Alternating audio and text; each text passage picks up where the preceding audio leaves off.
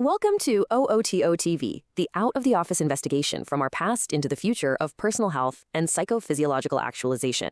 I'm Beauchamp, and with me is my colleague, Pasteur. Hello, everyone. Today on OOTO-TV, we're discussing frequency-specific microcurrent therapy, healing through frequency-specific microcurrent health therapy. We'll be looking into the very fabric of how our bodies function, exploring the science behind this innovative therapy, examining a fascinating new pilot study, and really debating what it all means for the future of health and medicine. So, Pasteur, let's start with a question that feels universal, one that has been a topic of discussion for centuries. Why is it that a period of intense emotional stress, say a difficult project at work or a personal crisis, so often manifests as a real physical ailment? That tension headache, the upset stomach, the sheer exhaustion. It's a fundamental question that gets to the heart of the mind-body connection. For a long time, this was seen as a somewhat abstract concept, but we now understand the concrete physiological pathways involved. Emotional distress isn't just a feeling, it's a biochemical event that triggers the hypothalamic pituitary adrenal axis, flooding our system with stress hormones like cortisol and adrenaline. These hormones have profound, tangible effects on our immune system, inflammation levels, and even our gut microbiome. Exactly. And the clinical term for this phenomenon is somatic symptoms. You may not have heard the term, but you've absolutely felt it. It's that unshakable fatigue that sleep doesn't seem to fix, or the sudden back pain that flares up during a stressful family visit. These are classic examples of our emotional state being expressed through the body's physical language. And it's crucial to stress that these are not imagined pains or symptoms. They are real physiological responses that can be measured. The primary challenge for medicine has always been how to effectively treat these symptoms when their root cause is so deeply intertwined with our psychological state. It's a complex puzzle. Well, this is where our investigation today takes a fascinating turn. It leads us to what many might consider a radical idea. What if, instead of just managing these symptoms with pills or talk therapy, we could directly treat them at a fundamental level? With electricity? I can anticipate the skepticism, Beauchamp. For many, the phrase electrotherapy conjures up images of crude, high-voltage treatments from a bygone era. It's important to clarify that what we are discussing today is worlds apart.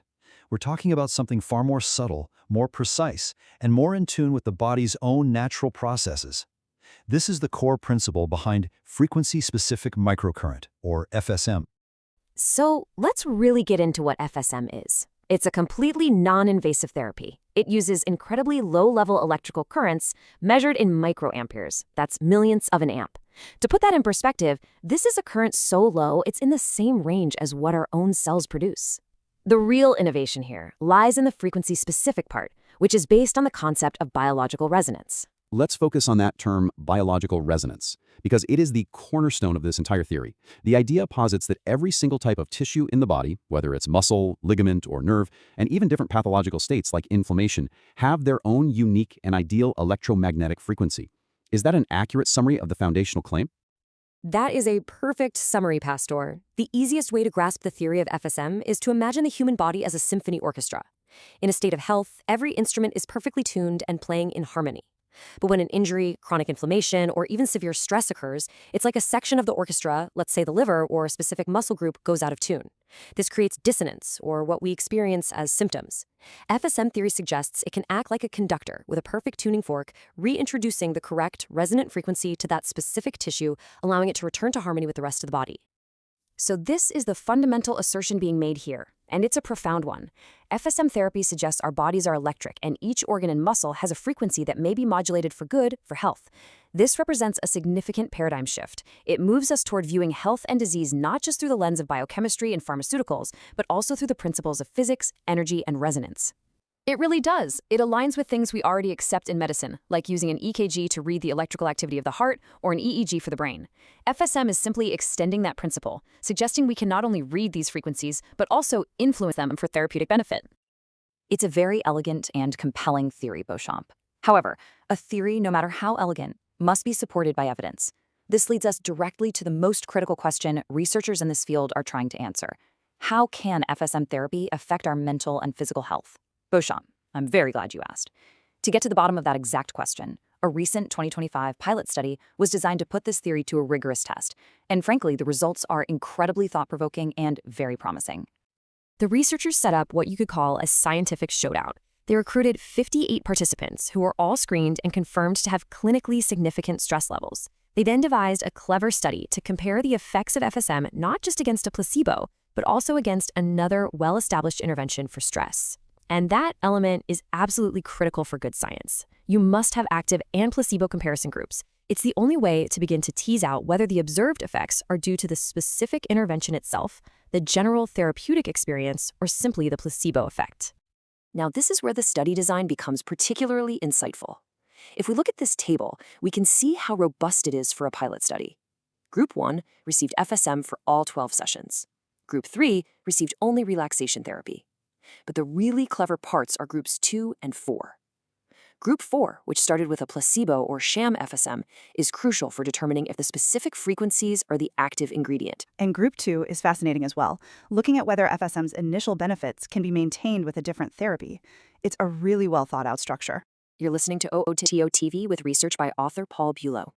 So let's clarify for our listeners, what are key elements for FSM therapy in this context versus its comparison?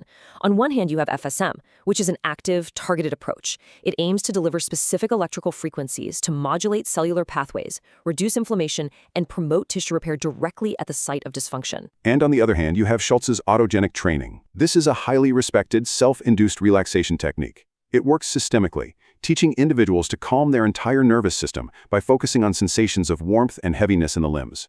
So the core question is, does the targeted approach of FSM outperform the systemic approach of relaxation, especially for these physical stress symptoms? After just 6 sessions, the halfway point of the study, the initial results were analyzed. And Pasteur, what they uncovered was nothing short of remarkable. A very clear and statistically significant difference began to emerge, particularly in favor of the groups that had received the genuine FSM treatment. The data on somatic symptoms was particularly stark. As you can see from this chart, the participants who received FSM therapy reported a significantly greater reduction in their physical symptoms of stress compared to the group that only received relaxation therapy during that initial 6-session period. Pasteur. That is a very interesting signal. We're observing a faster and more pronounced effect on the physical manifestations of stress. This might suggest that FSM is able to directly target the physiological source of the discomfort, whereas relaxation therapy may take longer to achieve similar effects through more indirect, top-down pathways. And this really is the crucial takeaway from this initial phase of the study. While both therapies were ultimately shown to have benefits over the full 12 weeks, FSM demonstrated a clear advantage in the speed at which it reduced those nagging physical symptoms. That speed of onset is not a minor point in a clinical setting, Beauchamp. For a patient dealing with significant pain or discomfort, rapid relief is often the most important outcome. This finding suggests that FSM could be a particularly valuable intervention for the acute phase of stress-related physical complaints. And it wasn't just about the physical side of things, Pasteur. The exact same pattern emerged when they looked at the emotional data. The groups that received FSM also reported a significantly faster reduction in negative emotional states like anxiety and irritability compared to the relaxation-only group in those first 6 sessions. So the effect is not confined to the soma, or the body, but is also impacting the psyche. The intervention appears to be influencing both domains concurrently. This raises questions about the mechanism. Is feeling better physically improving mood, or is there a more direct neurological effect at play, perhaps involving the vagus nerve? Precisely, and this dual effect led the researchers to their primary conclusion. Based on this pilot data, they stated that FSM appears to be a very promising treatment for tackling both the physical complaints and the negative emotional states that are so characteristic of chronic stress. And as is standard and responsible in scientific research, they rightly call for a larger, more definitive study to confirm these findings. But a conclusion like this from a well-designed pilot study is incredibly important. It provides the justification and the preliminary data necessary to pursue funding for that large-scale trial. We must, however, be diligent and emphasize the context here. This was a pilot study involving 58 people, and the outcomes were measured using subjective, self-reported data. Now, this doesn't invalidate the findings, but it does mean we need to interpret them with a degree of caution. These results are a promising starting point, not the final word. I agree completely. The scientific process must be respected. But it's also important to frame that caution with optimism. It is precisely because the signal was so strong in this preliminary study that has generated such excitement. It strongly suggests that a larger, more robustly controlled study is not only warranted, but essential. This all brings us back to the ultimate question that everyone listening wants to know the answer to. Can FSM therapy improve our human health? Based on this study and a growing body of anecdotal and clinical evidence, I believe the answer is an emphatic yes. In fact, I would go so far as to state that for certain conditions, exposure to FSM therapy is critical to our healthy recovery and pain reduction. That is a very strong statement, Beauchamp. I would agree that the evidence strongly suggests FSM can be a powerful and beneficial tool. However, to call it critical at this stage might be getting ahead of the data. I'd be more comfortable describing it as a potentially valuable component of an integrated treatment plan. But let's look at the proposed mechanism of action. By reintroducing these correct resonant frequencies, FSM is essentially restoring cellular harmony. It's helping to create the ideal conditions for the body's own incredible, innate healing intelligence to do its job. It's not overriding the body, it's facilitating it. For that reason, I am comfortable stating that FSM therapy stimulates a healthy environment for cellular growth and success. I appreciate the cellular harmony analogy, but as a scientist, I want to quantify that. What does that mean biochemically? The next crucial phase of research must answer questions like, does FSM measurably increase ATP production in mitochondria? Does it modulate the expression of specific inflammatory cytokines? That is the level of detail we need to truly understand the mechanism. And that research is underway, but we don't have to wait for it to see the clear downstream effects. Based on what we're seeing, I firmly believe that FSM therapy can be linked to pain reduction, improved mood, and increased longevity. By addressing the root bioelectric and inflammatory issues, you create a systemic environment that is less burdened by chronic disease, which is the very foundation of a longer, healthier life. I am with you on pain reduction and improved mood. Those outcomes are directly supported by the data from this pilot study. However, claiming a direct link to increased longevity is a significant extrapolation, Beauchamp. It's a very hopeful and logical leap, but it is a leap that is not yet supported by direct, long-term evidence. So let's distill this down to the core takeaways from this specific investigation. The first is that both therapies demonstrated effectiveness, which is a positive outcome for patients overall. Relaxation techniques are clearly a valuable and evidence-based tool for stress management. Absolutely. But the defining feature that emerged from this study is FSM's ability to deliver a much faster initial response for both the physical and emotional burdens of stress. This sets it apart. It suggests a different application, perhaps as a first-line intervention to quickly stabilize a patient's symptoms, which can then be maintained with other practices. Ultimately, pioneering therapies like FSM are forcing us to broaden our perspective on healing. It's pushing the boundaries and leaving us with a truly provocative and exciting question. Pasteur, is the future of health management less about chemistry and more about electricity? Is the future of medicine not in a pill, but in a pulse? I think that's the perfect question to end on.